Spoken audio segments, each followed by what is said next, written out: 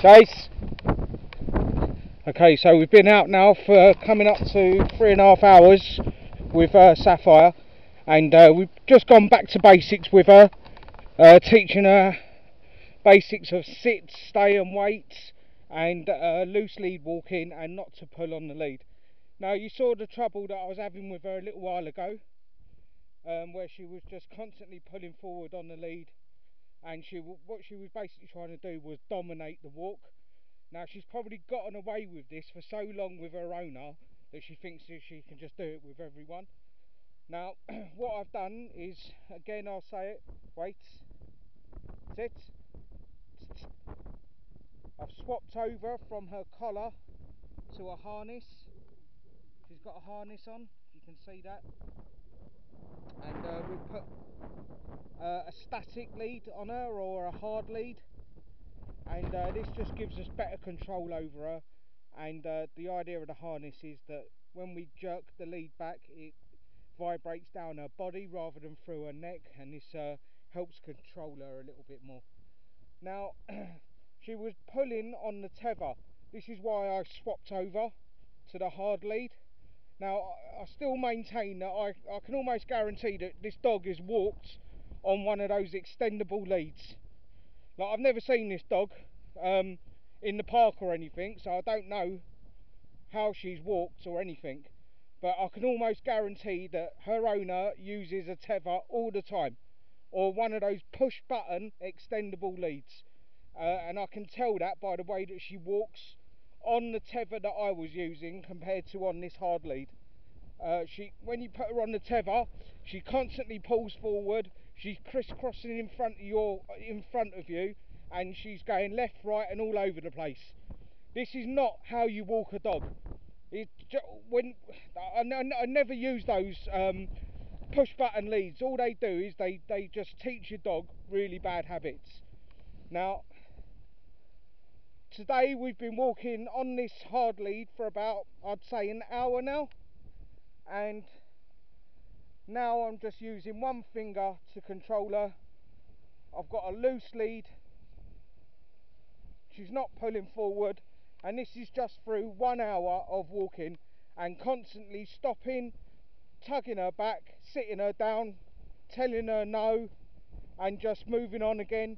And then as soon as she starts pulling, you just pull her back, stop her, wait for her to acknowledge you by looking at you, and then move on again.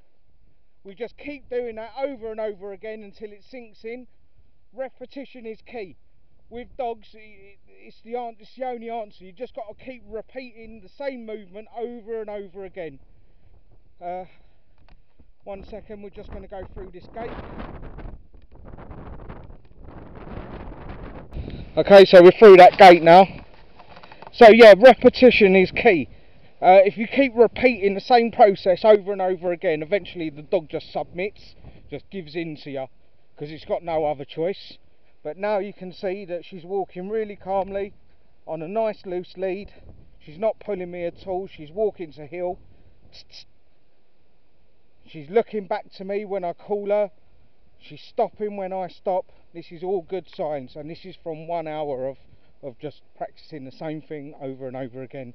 But as you can see, look, I'm just walking. Oh, I'm just walking with it in the lead, in my finger.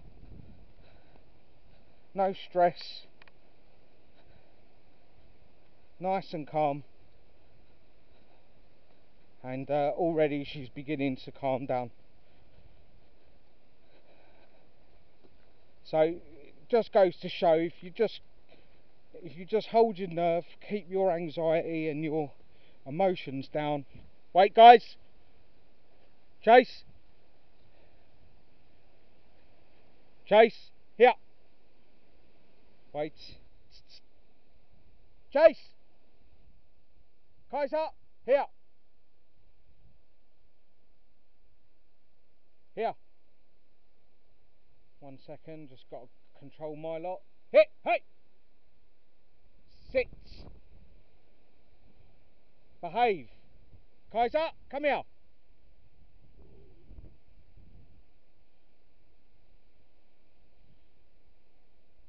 Sit.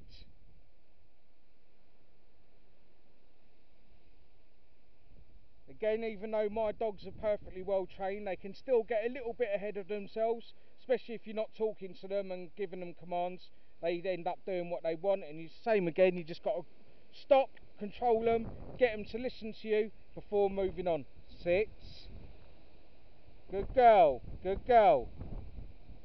Okay, stay here. Stay here. And yeah, again, loose lead.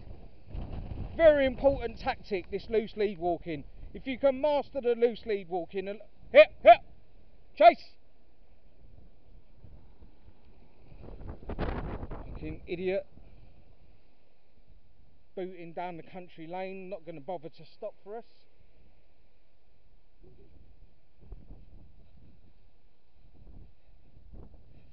Yeah.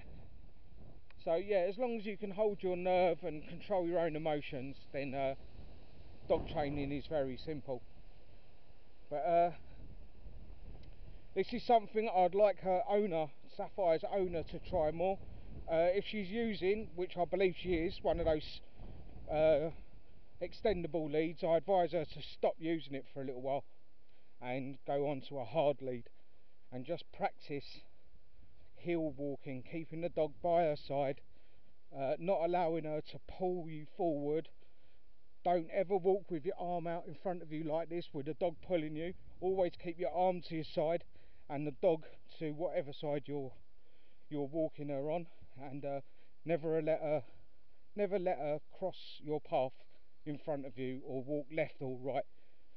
If she wants to go and sniff into the bushes, don't allow it. Wait.